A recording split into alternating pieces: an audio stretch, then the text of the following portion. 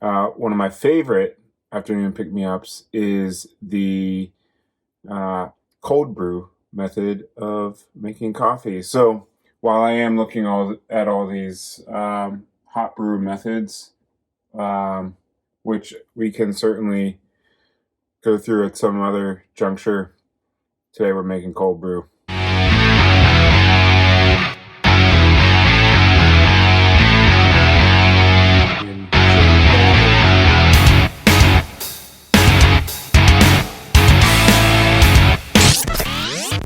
So this is my coffee stash up here. Got currently 2 from Suprema here in Philadelphia, as well as Ultimo, again, Philadelphia, and 3rd Philadelphia Roaster, Rival. So this is kind of what I cycle through. But today with the cold brew, I'm going to pick the single origin Honduras from Suprema. Their tasting notes say almond and dark chocolate, bold, which I can confirm as a hot coffee is everything of that. I am going to try brewing it cold to get a little bit gentler of a coffee out of it. What happens when you hot brew, it brings out all the extra bitterness. This, I'm really hoping to have a darker roast done at a cold brew, bringing about some more of the sweeter chocolate almond kind of flavors, rather than just that sort of all-American coffee flavor, that really dark roasted flavors. So we're gonna go with the cold brew method on this one. All right. So all coffee has extraction points and curves where the time, the heat, the roast, the size of the grind all impacts the final flavor of the coffee. When I make my French press, I typically go with a 40 grams of coffee to 750 grams of hot water. But today,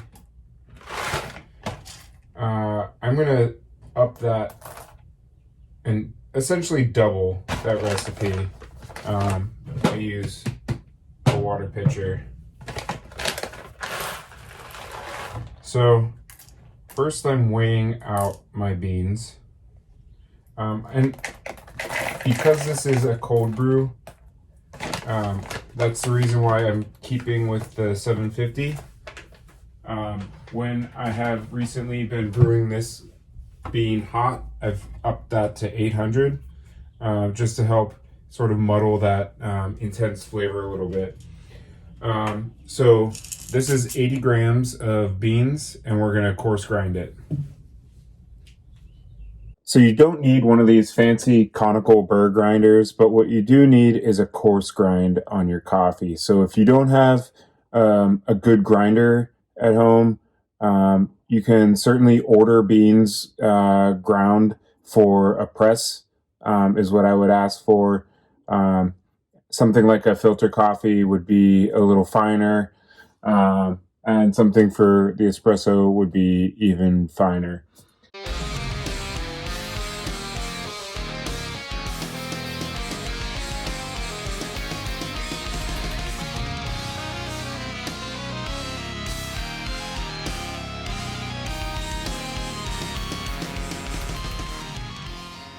So I'm just going to load my grinds, or rather my beans.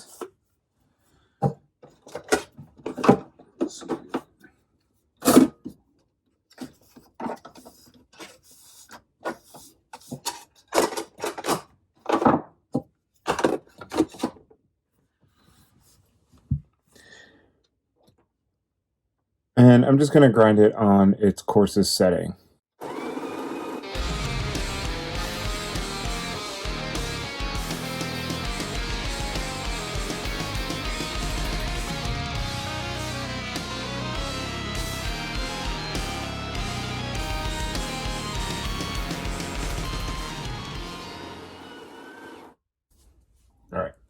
There we go. So James Hoffman of Squirrel Mile Coffee Roasters in London describes how difficult it is to talk about the size of a coffee grind and give it verbiage that makes sense. So I'm not going to even try. But this is kind of what we're looking for. You can see they're all evenly, it is, let me rephrase that. It is for the most part evenly ground, far more even than it would if you had a coffee grinder, the kind with the spinning blade.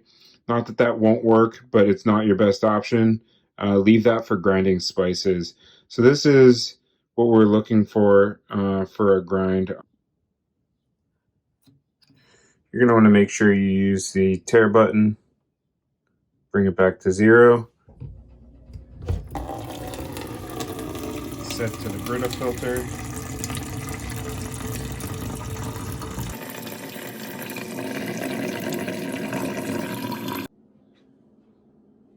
So again, we're looking for we're looking for 1,500 grams. Man, first try, I was 7 grams off. Good.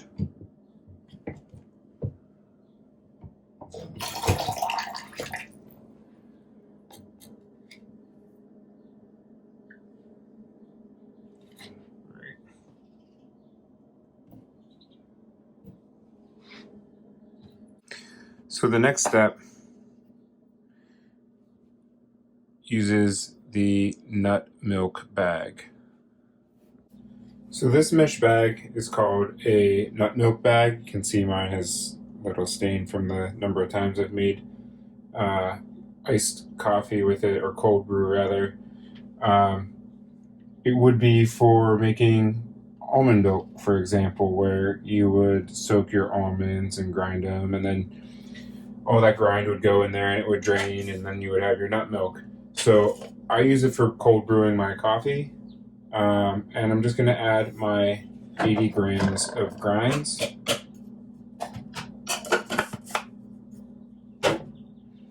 And then I'll just get something to stir it all in. I just want to make sure all the grinds get saturated.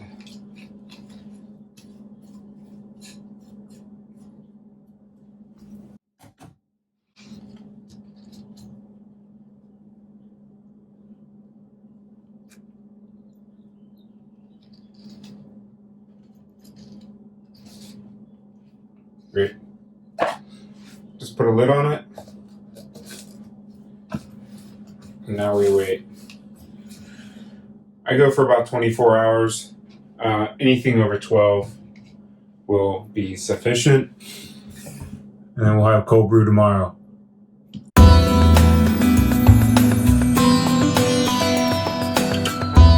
Alright guys, so it's been a little over 24 hours.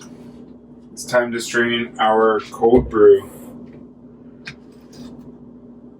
So you'll notice the nut milk bag, very convenient for removing the grinds. And it has these little handles on it. I just like to find a wooden spoon. And I actually use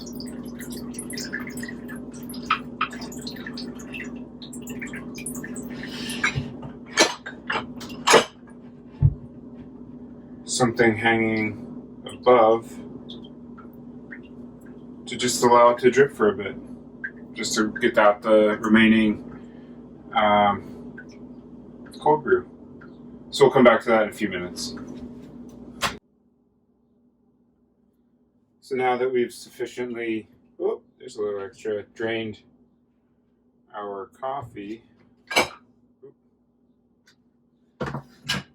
Last step.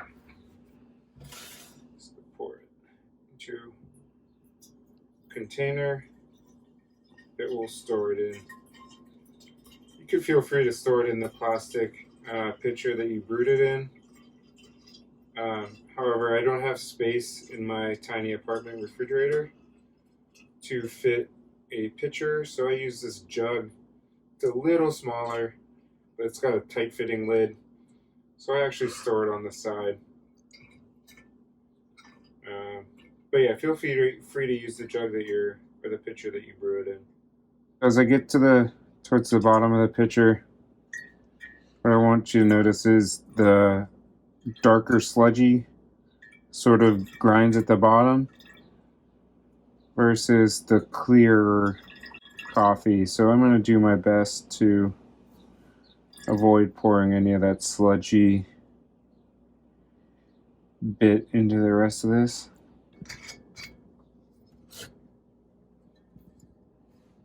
Cold brew. For your afternoon pick-me-up. That's all we got there. I've made jokes in the past about the only thing I know how to do in the morning before I have coffee is make coffee. But the more I say that, the more I realize that's not really a joke and it's absolutely the truth. So we'll be doing some coffee videos just because I love drinking it so much. But it won't be first thing in the morning. Sorry, guys. If you like this video, make sure you smash that like button. Definitely subscribe if you haven't already. Hit the bell icon so you get the notifications anytime I put up a new video. And we'll see you in the next quarantine kitchen. Thanks for stopping by today, guys. Have a good one.